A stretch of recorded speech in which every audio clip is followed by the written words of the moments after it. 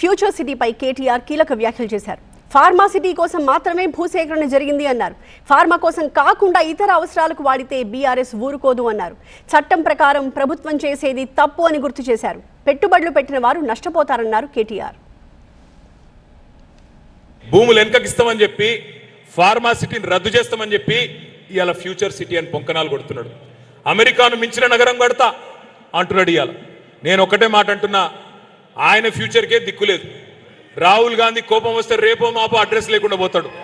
ప్రజలకు కోపం వస్తే ఎప్పుడు బంగాళాఖాతంలో కాంగ్రెస్ పార్టీని ఎత్తేస్తారో వాళ్ళకే తెలియదు. అట్లాంటిది ఈయనంట ఫ్యూచర్ సిటీ కడతా. ఇటువంటి పొంకనాలు మస్తుగా విన్నాం. ఒకటి మాత్రం పక్కా, ఫార్మా సిటీకి సంబంధించినంత వరకు మన విధానం స్పష్టంగా ఉన్నది. ఆ రోజు భూసేకరణ ఏదైతే జరిగిందో అది ఖచ్చితంగా ఫార్మా సిటీ కోసం మాత్రమే జరిగింది. ఇంకా ఏ రకంగా కూడా అక్కడ నేను జూ పార్క్ పెడతా, డేటా సెంటర్ పెడతా, ఇంకోటి పెడతా, రియల్ ఎస్టేట్ దందా చేస్తా, మా అల్లునికి ఇంత ఇస్తా, మా తమ్మునికి ఇంత ఇస్తా అంటే బీఆర్ఎస్ పార్టీ ఊరుకోదు, చట్టం ఒప్పుకోదు. చట్ట ప్రకారం కూడా మీరు చేసేది తప్పు.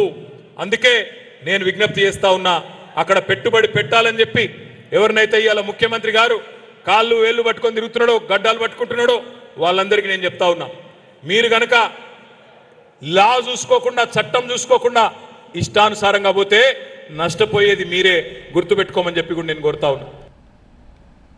సీఎం రేవంత్ రెడ్డి 4 లక్షల కోట్ల అప్పు చేసి ఏం చేశారో చెప్పాలని కేటీఆర్ డిమాండ్ చేశారు. కనీసం రైతులకు కొనుగోలు కేంద్రాల్లో సంచులు కూడా ఇచ్చే పరిస్థితి లేదన్నారు. సీఎం రేవంత్ రెడ్డి 30 నెలల్లో 72 సార్లు ఢిల్లీకి వెళ్లారని విమర్శించారు కేటీఆర్. నేను ఇవాళ రేవంత్ రెడ్డి గారిని అడుగుతా ఉన్నా, నువ్వు 4 లక్షల కోట్ల అప్పు చేసినావు ఈ 2.5 ఏళ్లలో. ఏం చేసినావు మరి 4 లక్షల కోట్లు? ఏడబైనాయి ఆ పైసలు? కనీసం రైతులకి కొనుగోలు కేంద్రాలలో సంచులిచ్చే ముఖం లేదు నీకు. యూరియా ఇచ్చే తెలివి లేదు, కొనుగోలు కేంద్రాలలో కనీసం సంచులిచ్చే తెలివి లేదు. నాకు తెలియక నేను మొన్న ఒక అధికారిని అడిగినా, అయ్యా మరి సంచులు కూడా లేవట, రైతులు బాధపడతాను, ఆ వడా ఏడవైనాయి ఆ సంచులు అంటే, మీకు తెలియంది ఏముంది సార్, మొత్తం ఢిల్లీకి పోయినాయి సార్ సంచులు అన్నీ అన్నాడు. సంచులు మొత్తం ఢిల్లీకి పోతున్నాయట. కేసీఆర్ గారేమో 72,000 కోట్లు కేసీఆర్ గారు రైతుల ఖాతాల్లో వేస్తే రేవంత్ రెడ్డి గారు కూడా ఒక రికార్డు సృష్టించిండు. 30 నెలల్లోనే 72 సార్లు ఢిల్లీకి మాత్రం పోయి వచ్చిండు. ఏం చేసినవా ఢిల్లీలో అంటే, 72 పైసలన్నా తెచ్చినవా అంటే, తెచ్చుడు ఎక్కడిది, ఇచ్చొచ్చుడే ఉన్నది మొత్తం. అక్కడ ఇచ్చొచ్చుడు తప్ప తెచ్చుడు లేదు, only incoming, no outgoing Delhi.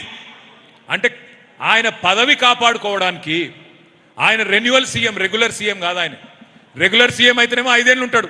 ఈయనకు నెలకోసారి పోవాలి, కప్పం కట్టాలి, కడితేనే టప్ప పడాలి, టప్ప పడితే మళ్ళీ వాపస్ రావాలి. లేకపోతే కోపం వస్తే ఢిల్లీకి ఎప్పుడు పదవి ఊస్టింగో తెలియదు. అందుకే ఇవాళ ఢిల్లీకి పైసలు పోతున్నాయి తప్ప ఇవాళ ఇక్కడ మాత్రం రైతుల ఖాతాల్లో పైసలు లేవు.